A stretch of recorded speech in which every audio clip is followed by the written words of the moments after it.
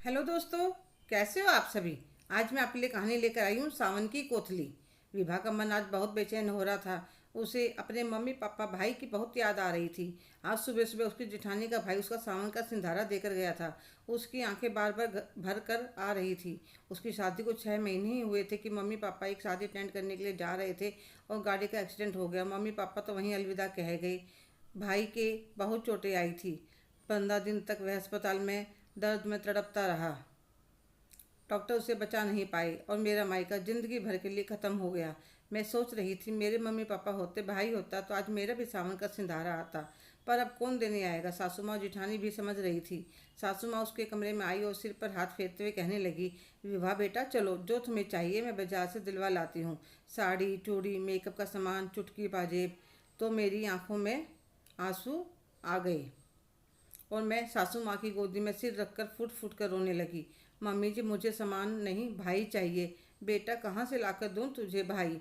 इतने में नीचे से जिठानी की आवाज़ आई, विभा तुम्हारे मायके से कोई आया है। तो मैं और सासू माँ एकदम से चौंक जाती हूँ। मैं भागती हुई नीचे आई, देखती हूँ सामने सबसे बड़े ताऊ जी का बेटा सज्जू खड़ा था। अरे भैया आप, हाँ लाडो, तेरा सिंधारा लेकर आए हो। मेरा सिंधारा? हाँ, माँ ने भेजा है।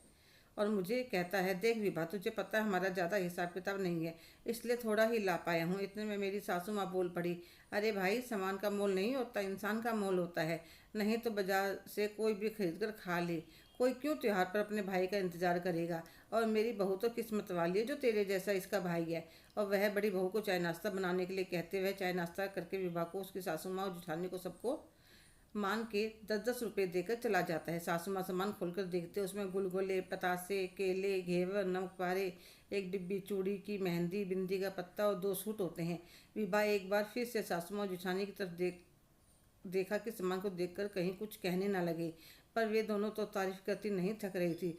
देखो तो विभा की ताई ने मीठा, नमकीन, फ्रूट, सुहाग की चूड़ी, निशानी, सारी चीज़ें दे रखी हैं। इन चीज़ों के स्वाद में कितना प्यार महसूस होता है। सूट पर हाथ रखा तो अपनापन महसूस होगा। नहीं तो आजकल के महंगे सामानों में सिर्फ फॉर्मेलिटी रह गई है। प्यार हो, अपनापन तो गायब ही हो गया है। और सासू माँ कहने लगी, बड़ी बहू, बड़ी सी थाली लिया पड़ोस में बांट कर, आप पता तो चले सबको हमारी छोटी बहू का भी सावन का आ गया है। अब मुझे भी प्लेट भरकर सामान खाने के लिए देती हैं। ले विभा, खा ले, यह तुम्हारी ताई का प्यार है। खाने से मन के साथ आत्मा भी तृप्त हो जाएगी। जैसे ही मैंने गुलगुले की एक बाइट खाई, मेरी आंखों में आंसू आ गए। सच में बहुत मिठास थी उसके अंदर। जब मेरे मामा जी सावन का लेकर आते थे तो मम्मी बहुत खुश होती थी। मैं कहती, मम्मी क्या इस सम्मान को देने के लिए मामा जी कितने दूर से आते हैं कि आप नहीं खरीद सकते। तो कहने लगती, बेटी ये मायके का प्यार है, जब तुम्हारी शादी हो जाएगी तब समझ में आएगा। सच आज मेरी समझ में आ गया था कि मायके के प्यार के आगे सब कुछ फीका लगता है। हेलो दोस्तों, कैसे हो आप सभी। आज की कहानी आपको कैसी लगी, कमेंट करके ज़रूर बताइएगा। अगर आप मेरे चैनल पर नए हैं तो प्लीज़ लाइक, शेयर, सब्सक्राइब करना ना भूलें। धन्यवाद।